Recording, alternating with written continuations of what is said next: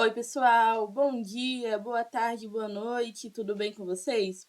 Meu nome é Larissa, eu sou professora, vocês já devem me conhecer lá da matriz de História, mas hoje eu volto aqui com o concurso 0800 para dar mais um passo na sua jornada da aprovação. Só que hoje falando sobre literatura, um assunto muito importante para sua prova, especialmente para provas como o Enem, né? Bastante extenso, mas hoje aqui a gente vai focar nas escolas literárias, tudo bem? Então vamos lá? Vamos para mais uma aula? Eu vou aparecer agora pequenininha para vocês poderem visualizarem melhor, né, o nosso material. Vou aqui para o cantinho. Então tá aí nosso slide de apresentação. Vamos lá? Literatura, escolas literárias. Tá tudo bem para vocês? Tá aparecendo direitinho? Tá sim? Vamos lá. Mas afinal, né, o que são escolas literárias? Antes de mais nada, eu queria fazer um disclaimer aqui com vocês, que é o seguinte: assuntos como literatura, por exemplo, perpassam a arte e a história como um todo, beleza? É o que a gente chama de transdisciplinaridade, certo? Então, uma mesma disciplina, um mesmo assunto perpassa por muitas disciplinas. Então, para a gente entender um pouco das escolas literárias, a gente vai ter que ver um pouquinho de arte, a gente vai ver um pouquinho também de história. Tudo isso misturado é que vai melhorar o seu entendimento sobre o tema para a gente fazer uma boa prova. Tranquilo? Vamos lá então, finalmente, para o conceito do que são, né, as escolas literárias. Ótimo, vamos lá. As escolas literárias, ou então movimentos literários, elas são divisões históricas e didáticas de textos, né? A gente agrupa esses textos de acordo com algumas características que eles têm em comum. Isso ficou claro? Vamos lá, então. Escola literária vai ser um agrupamento. Então, não quer dizer que esses autores, em determinada época, se juntaram e falaram agora nós somos modernistas. Não. A história foi acontecendo, esses textos foram sendo escritos, não é? E para que a gente agora consiga estudá-los, nós agrupamos eles, né? Pensando no período que foram produzidos, onde foram produzidos e quais são as características, né? Os temas que eles são abordados, onde eles são publicados, os estilos de escrita. E aí, com esse agrupamento, esse agrupamento a gente chama de escola literária, ou então um outro nome que pode aparecer na sua prova é movimento literário. Beleza? Isso ficou claro? Ótimo. Então vamos passar para o próximo passo. Se a gente já sabe que essas escolas são divisões que a gente faz para entender melhor, né, essas obras, quais são essas divisões, né? Quais são essas escolas? Aqui a gente tem um exemplo de algumas. E aí a gente vai entender, começando aqui, ó, pelo trovadorismo, depois o humanismo, o classicismo, o quinhentismo, o barroco, o arcadismo, o romantismo, o realismo, o naturalismo, o parnasianismo, o simbolismo e, por fim, o modernismo. Professor, é muito nome. É muito nome. Todos eles podem aparecer na sua prova? Todos podem aparecer na sua prova. Mas existem alguns com mais chances de cair. Quais são eles? O barroco, o arcadismo, o realismo e o modernismo. Esses aqui, pode ser também, vou arriscar aqui um humanismo também, pode ser que caia também, mas eu quero dar destaque a esses aqui, especialmente o modernismo, que vai ser aquele movimento que vai surgir ali depois da Semana de Artes Modernas, em 1922, mas talvez seja até o mais importante, com mais chances de cair. Mas todos esses aqui podem aparecer na sua prova com mais chances, beleza? O que a gente vai fazer aqui? Uma questão didática. Na aula de hoje, nós vamos falar de todas as escolas até o simbolismo, beleza?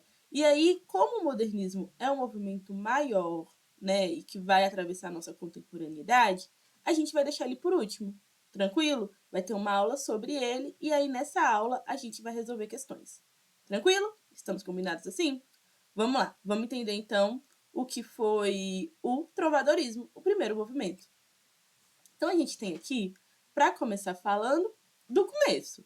O trovadorismo, ele vai ter início ali lá na Idade Média europeia, certo? Então lá no medievo, ali numa época que a gente tem a ascensão do feudalismo, né? Uma sociedade rural, uma influência muito forte da igreja, né? A igreja sendo o principal instrumento ou a principal instituição do período. A gente vai ter os chamados trovadores, né? Que são uma espécie de cantores que vão declamar poesias. Só que essas poesias aqui, elas vêm acompanhadas por música, certo? Então, o trovadorismo, ele vai ser um movimento literário que vai combinar poesia, né, com música para serem declamadas. E aí, essa poesia declamada com instrumentos musicais vai receber o nome de cantiga, certo? Uma espécie de cântico. E aí, para ficar mais fácil ainda, a gente divide essas cantigas em dois tipos. A primeira é a cantiga lírica, que vai falar sobre amor, sobre amizade, beleza? E a segunda é a cantiga sátrica, que são cantigas de escárnio e de maldizer. Essas são utilizadas como uma forma de crítica social.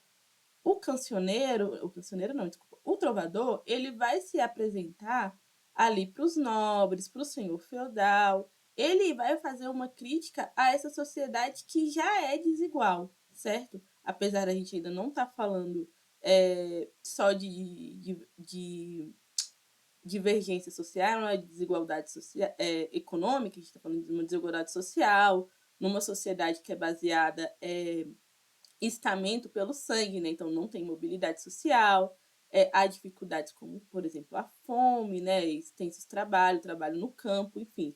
Todos esses assuntos vão ser os que vão aparecer nessas cantigas. Isso ficou claro? Então vamos lá, para a gente não restar dúvidas.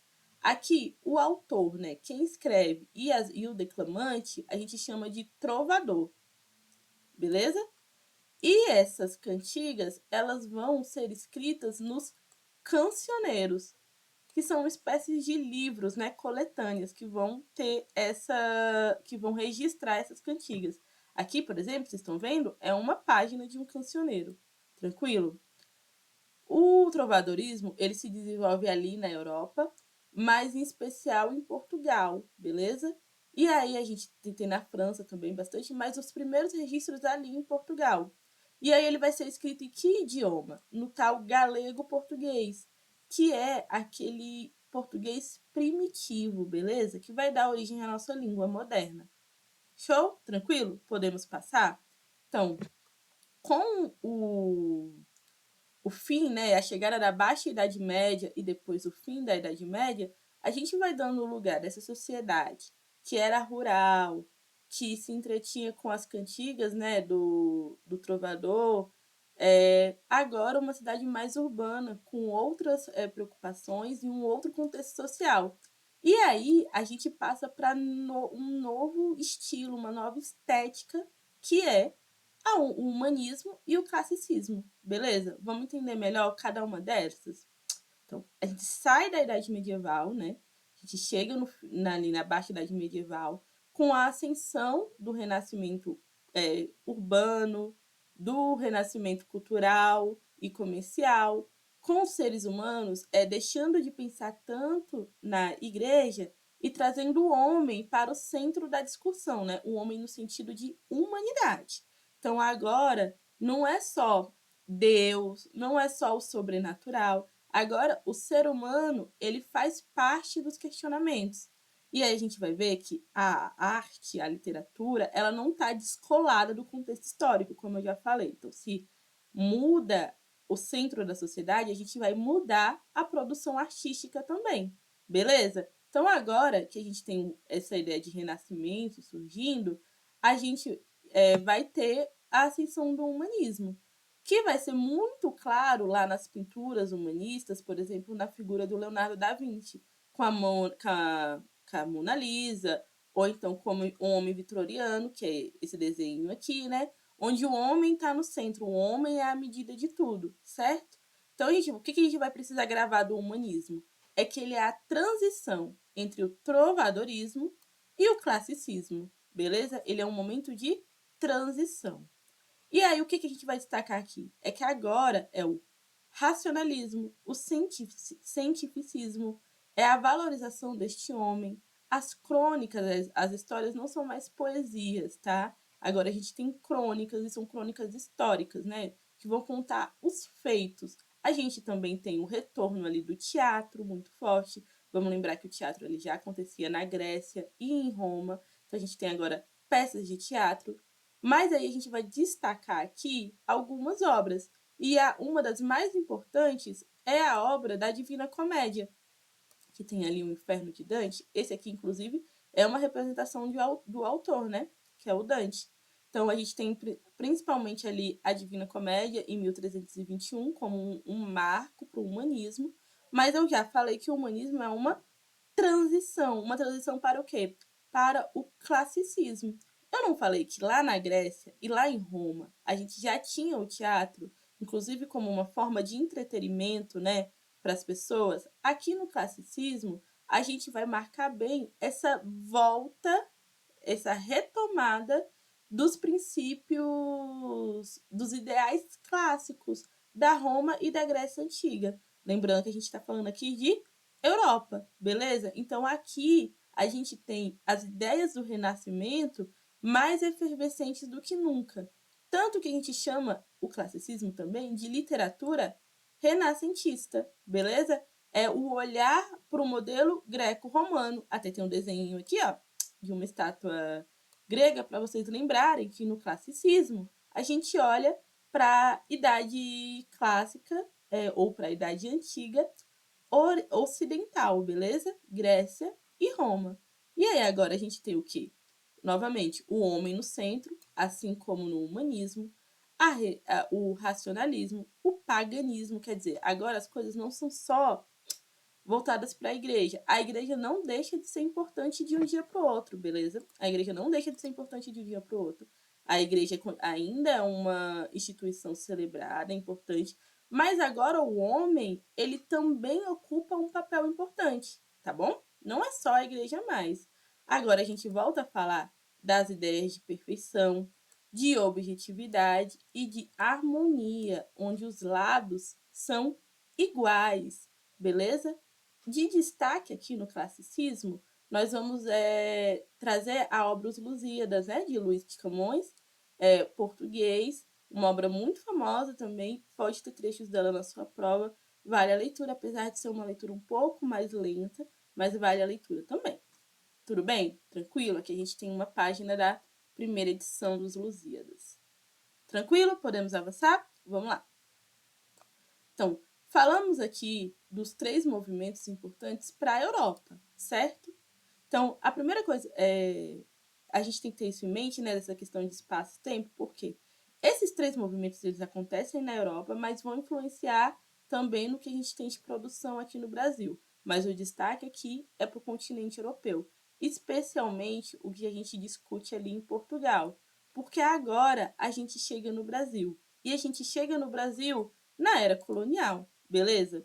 E na era colonial a gente vai destacar 3 movimentos acontecendo.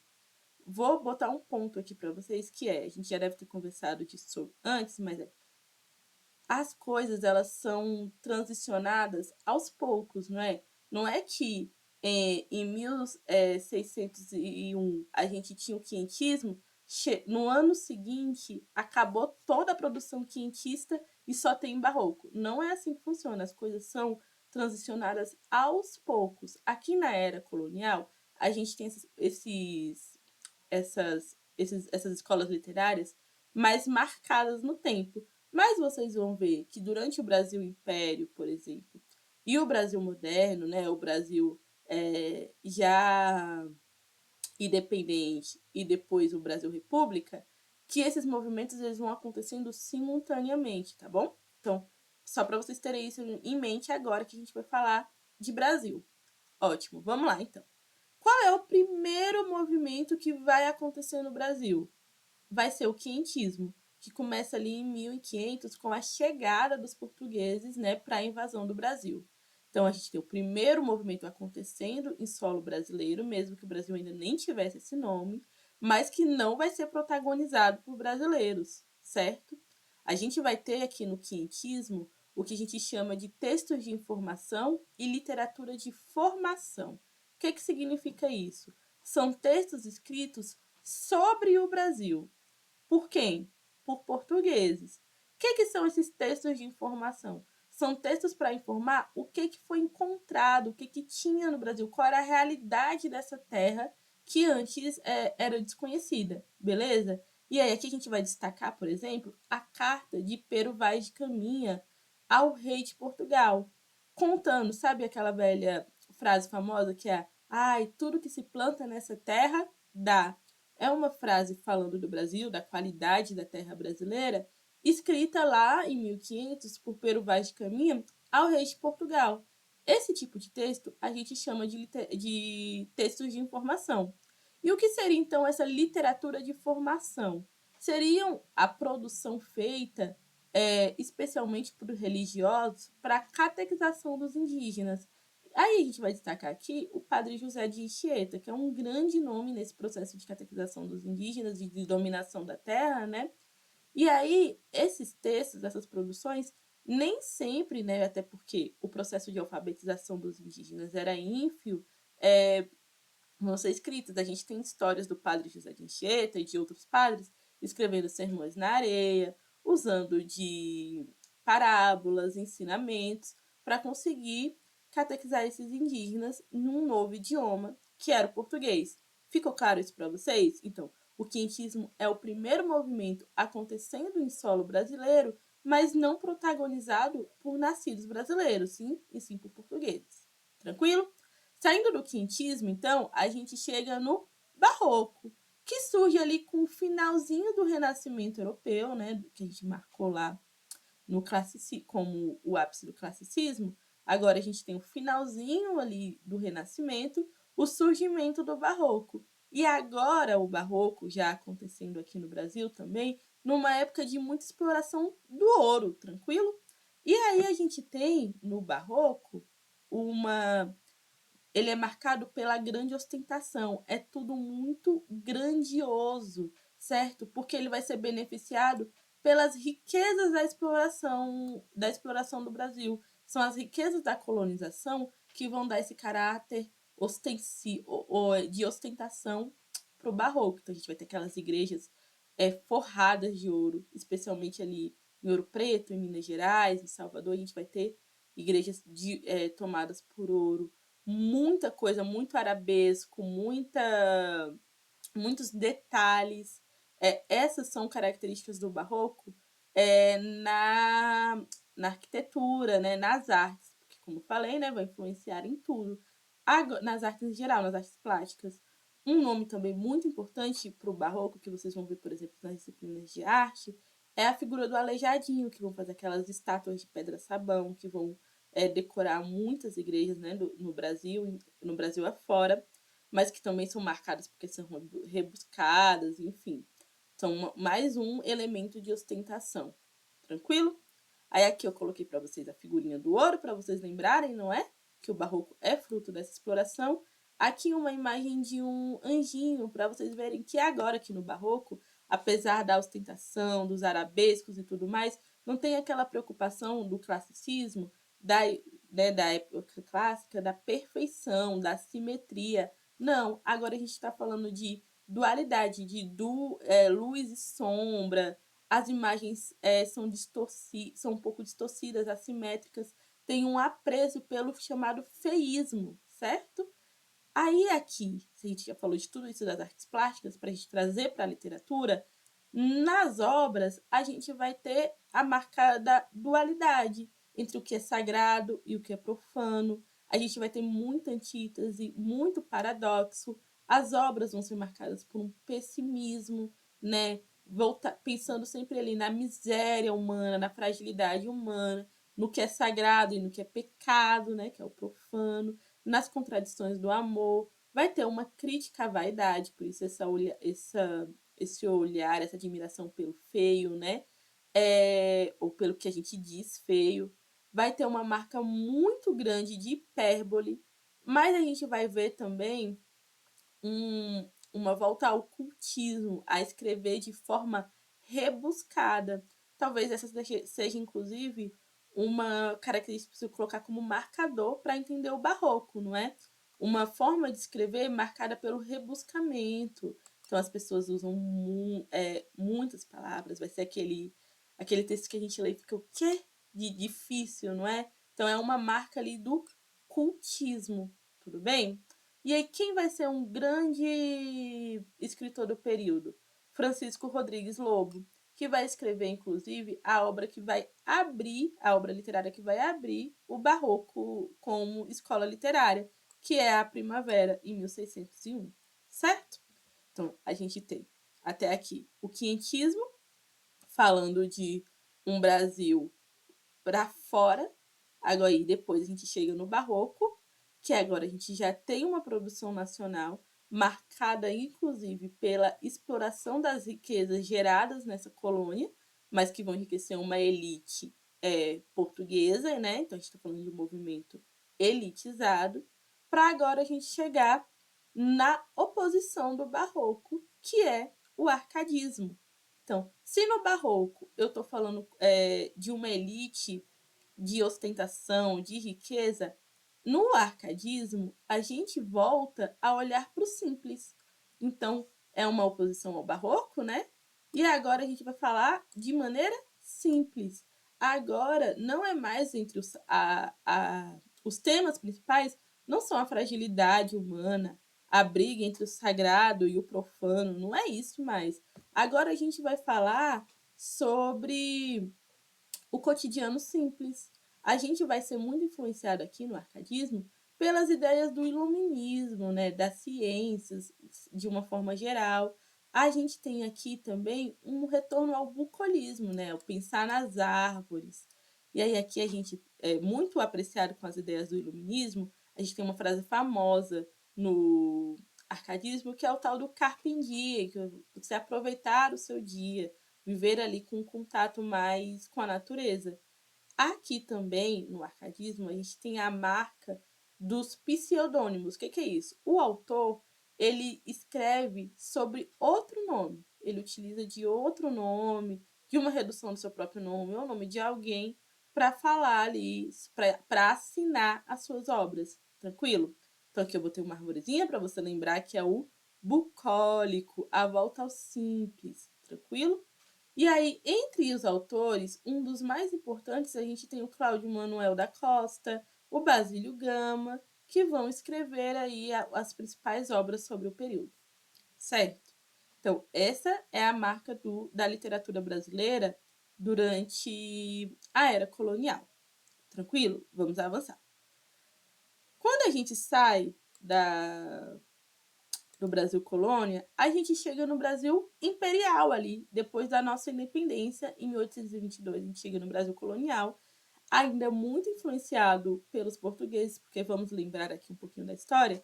Quando o Brasil se torna independente de Portugal, o que a gente tem no Brasil é a ascensão de Dom Pedro I, que ainda servia à aristocracia portuguesa, porque apesar de agora líder do Brasil, a gente não pode esquecer que ele pertencia à nobreza portuguesa, beleza? Então, os reflexos de Portugal ainda nas artes brasileiras, na política como um todo, ainda existem aqui, certo?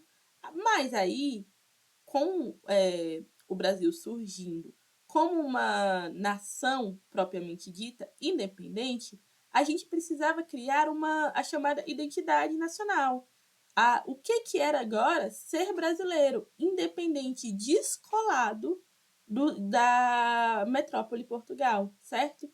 E aí a gente tem o surgimento ali do romantismo, que vai ser justamente o movimento literário que vai trazer essa busca pela identidade nacional. E para isso, a gente vai ter a criação dos chamados heróis nacionais, não é? Um sentimento de valorização da nação. Então, a gente tem muita exaltação do nacionalismo, né? Da natureza, das riquezas do Brasil, de propriamente ditas. Tranquilo? Aí agora a gente vai ser uma marca desse período, uma idealização da sociedade. O que significa isso? Não é um retrato fiel do que é o Brasil, mas é a ideia do que o Brasil poderia ser se fosse perfeito. É uma idealização, certo? Mas não é só da sociedade, é uma idealização do amor, uma idealização também da mulher e do corpo feminino, beleza? Agora a gente vai ter um destaque aos sentimentos. Por isso que é romântico, por isso essa ideia de romântico, porque é um destaque aos sentimentos, não só de amor, mas de todas as emoções pessoais. No romantismo, a gente vai sentir tudo, tudo tá à flor da pele, tranquilo? Aí a gente vai ter um destaque, por exemplo, para prosa, que apareceu aqui em cima. Então, os textos agora não são necessariamente poesia, eles podem aparecer também em prosa. A gente tem o início das publicações dos chamados folhetins. Os capítulos dos livros, eles vinham nas publicações de jornais, capítulo a capítulo, né? Então, nos chamados folhetins, e aí quando você terminava os folhetins, você tinha ali uma coleção e a história propriamente dita. Tranquilo?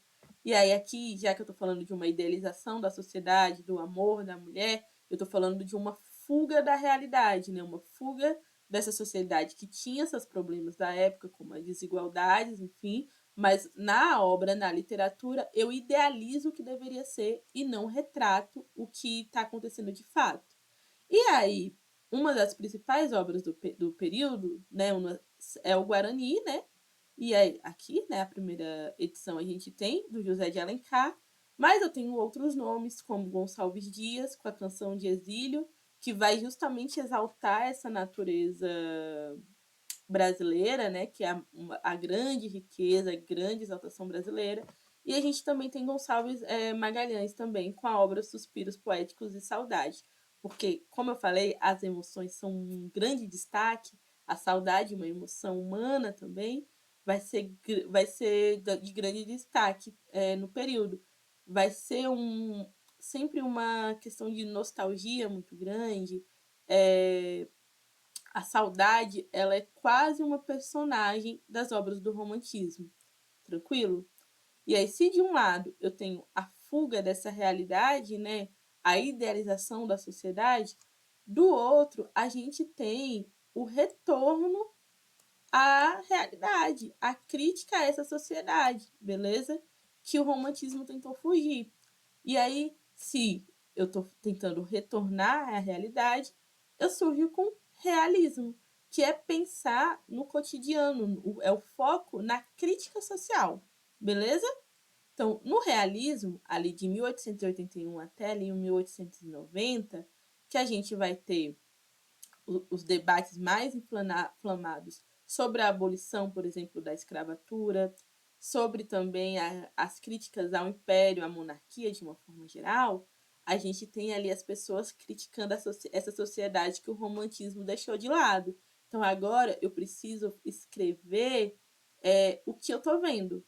Então o foco é no cotidiano, beleza? Então no realismo eu tenho uma forte contraposição, né, do realismo, ou do romantismo, desculpa, um enfoque no homem, no seu cotidiano, com uma linguagem mais simples, mais objetiva, e os personagens, os ambientes, eles são descritos de uma forma muito detalhada. Então, desde física a emocionalmente, beleza?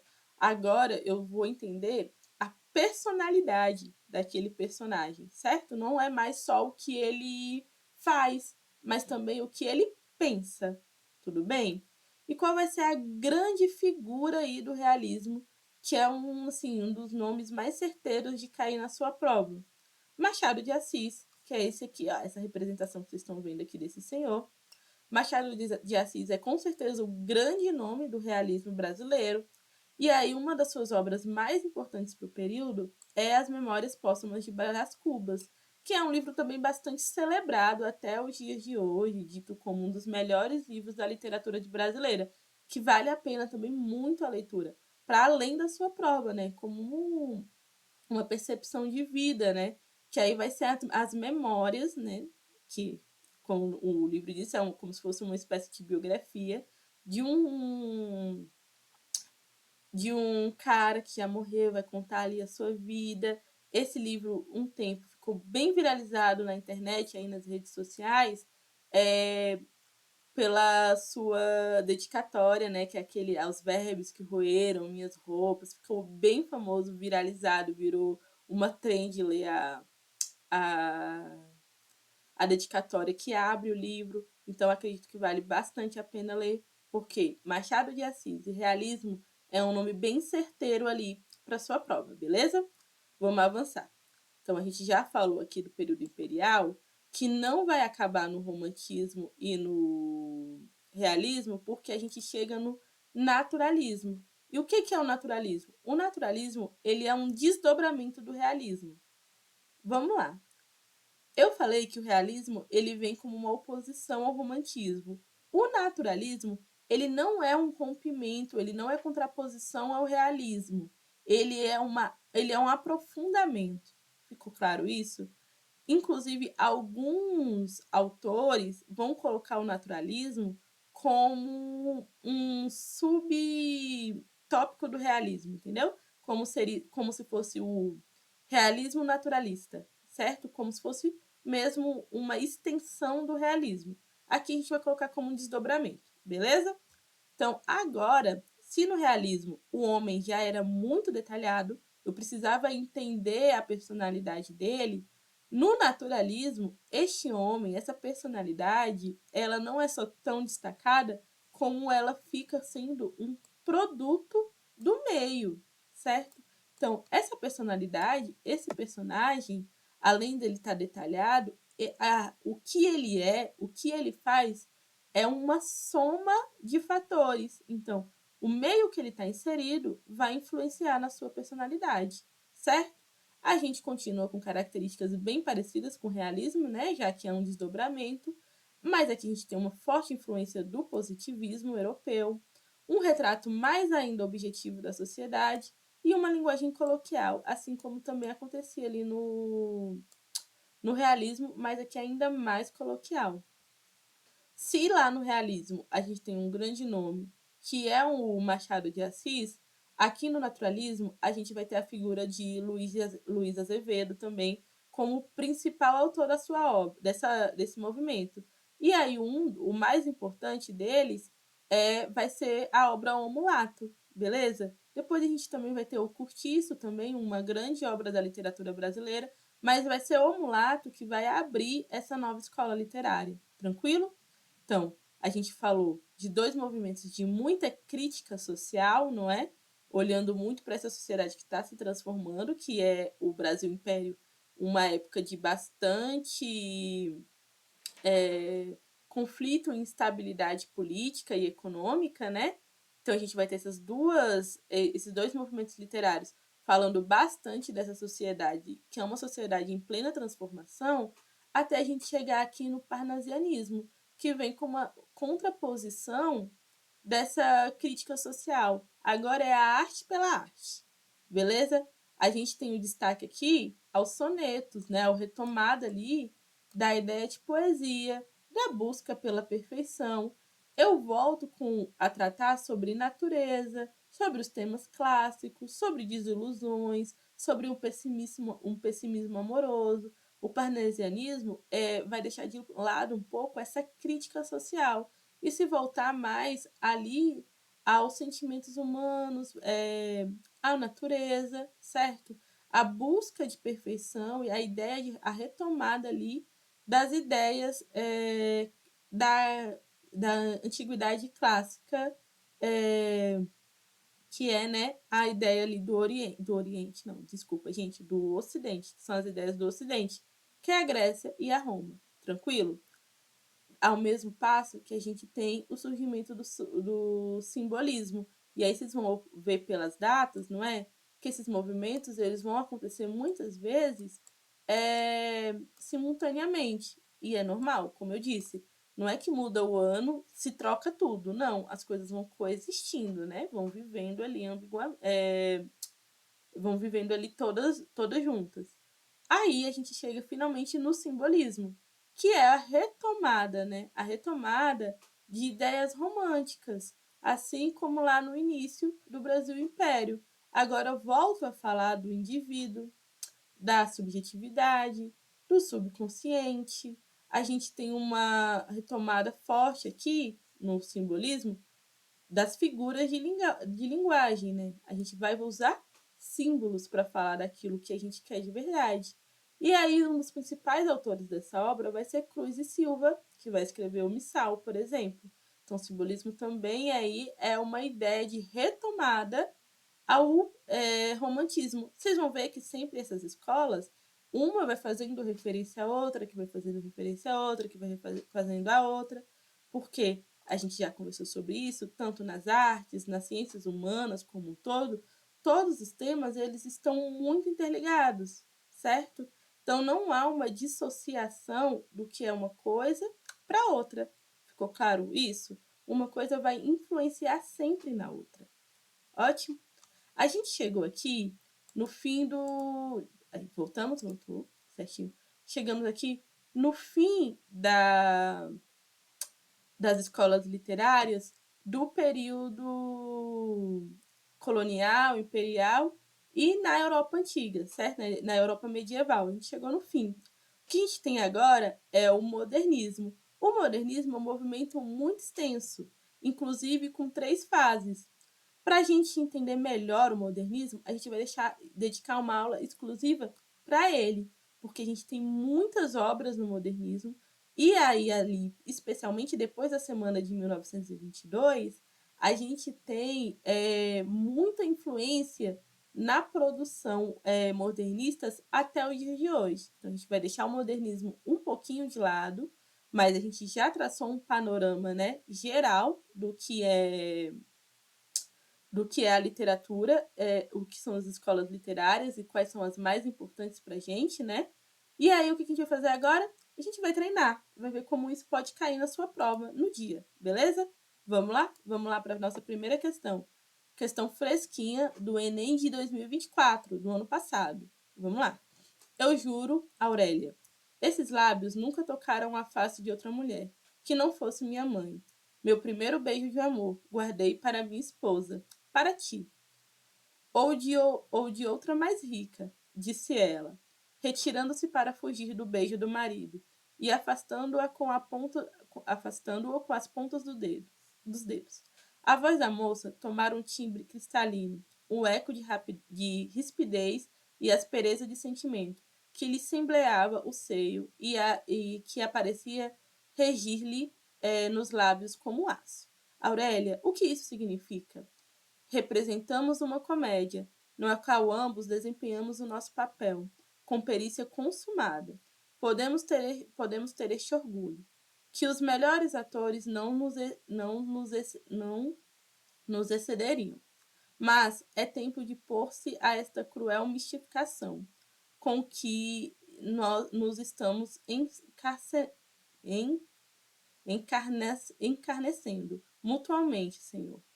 Entramos na realidade, por mais triste que ela seja, e restringe-se a cada um, que é eu, uma mulher traída, e o senhor, um homem vendido. Vendido? Exclamou Seixas, ferido dentro de alma. Vendido, sim. Não há outro nome. Sou rica, muito rica, milionária. Precisava de um marido. Traste indispensável às mulheres honestas. O senhor estava no mercado. Comprei-o. Custou 100 contos de réis. Foi barato. Não se faz valer. Eu daria o dobro, o triplo, toda a minha riqueza por este momento. Um trecho forte, não é? É um trecho da obra Senhora de José de Alencar. Vamos lá? Vamos entender que questão que é da gente. Ao tematizar o casamento, esse fragmento reproduz uma concepção literária romântica, evidenciada na... Vamos lá, então, entender um pouquinho aqui. A gente está falando... Passei, né? Vamos lá, voltar aqui. Evidenciada na... Isso aí. A gente está falando aqui, então, do casamento, de uma concepção da literatura, né? Do romantismo.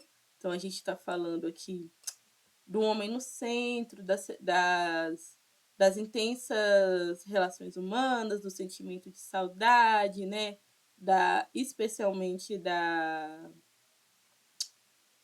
das emoções humanas como um todo, mas da nostalgia, do sentimento de saudade, da intensificação, né?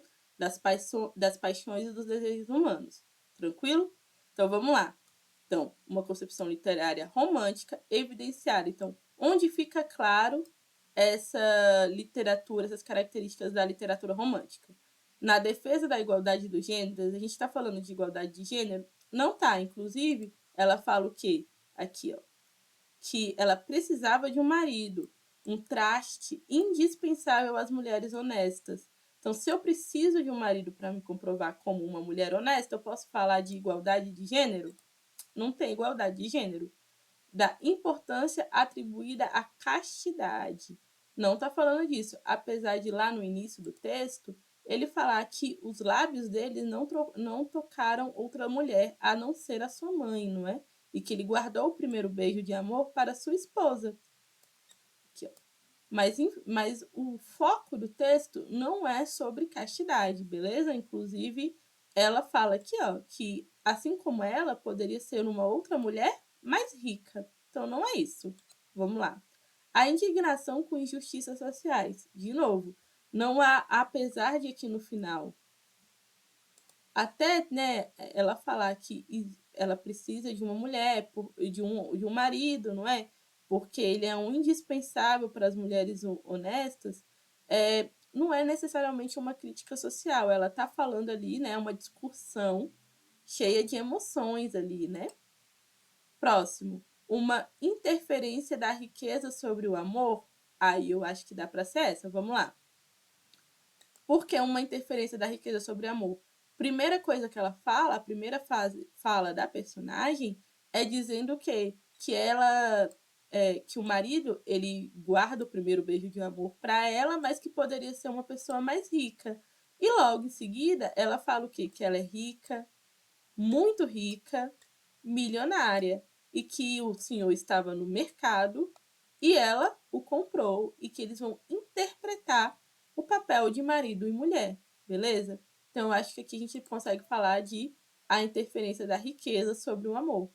E por último, a valorização das relações interpessoais. Não, né? Inclusive ela fala aqui que eles estão só interpretando, não tem nada a ver. Então, acho que a que se acompanha melhor aqui é a D. Vamos lá? Vamos ver o nosso gabarito? D, certinho. Próxima. Notas. Soluços, lágrimas, casa armada, veludo preto nos portais. Um homem que veio vestir o cadáver, outro que tomou a medida do caixão, caixão, esses tocheiros convites, convidados que entraram lentamente, a passos surdos e apertavam a mão da família. Alguns tristes, todos sérios e calados.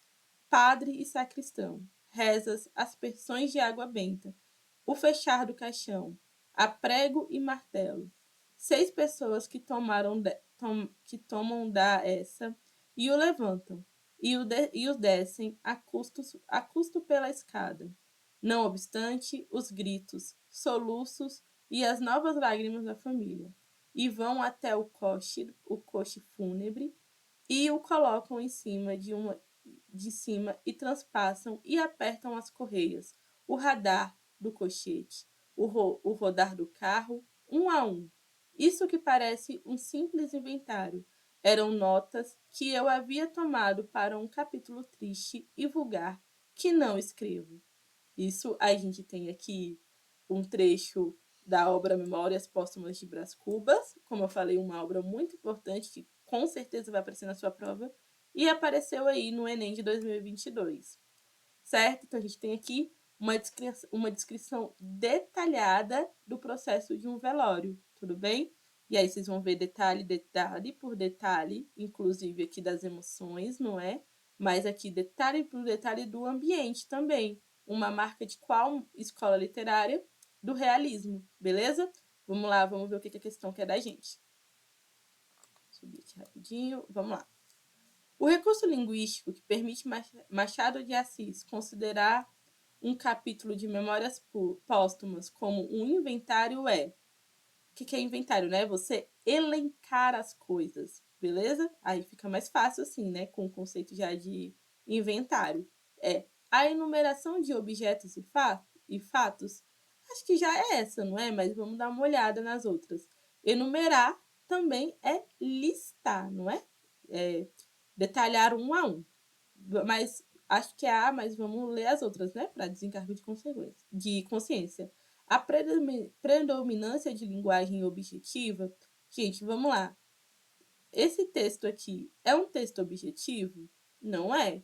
Ele poderia muito bem dizer que era um velório, um padre chegou, não é, fez as rezas e havia um cadáver no caixão. Não era isso? Ele poderia ter dito isso.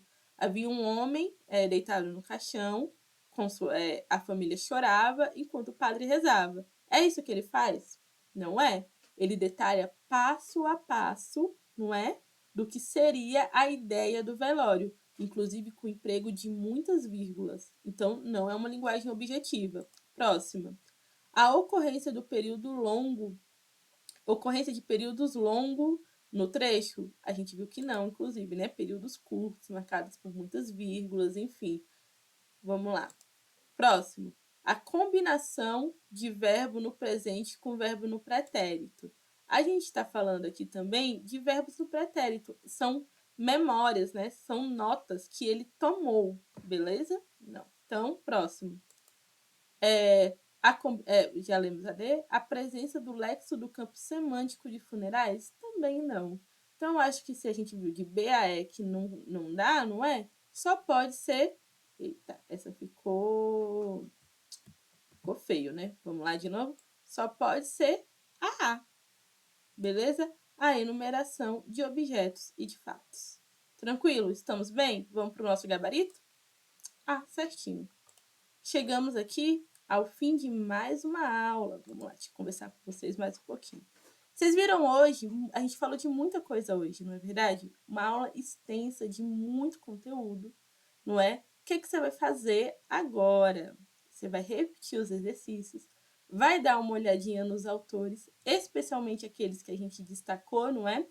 Ali um pouco sobre o realismo, vai ver também sobre o barroco, sobre o arcadismo, sobre o modernismo, certo? Vai dar uma olhadinha nesses que com certeza tem mais chances, né, de cair na sua prova. Vai dar uma olhada, vai entrar nas nossas redes sociais, vai seguir a gente, vai curtir esse vídeo. Se ficou alguma dúvida, você vai comentar a sua dúvida aqui, que eu volto para responder.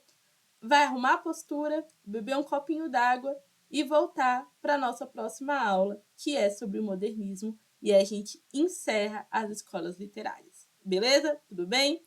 Tchau, tchau, gente. Até daqui a pouco.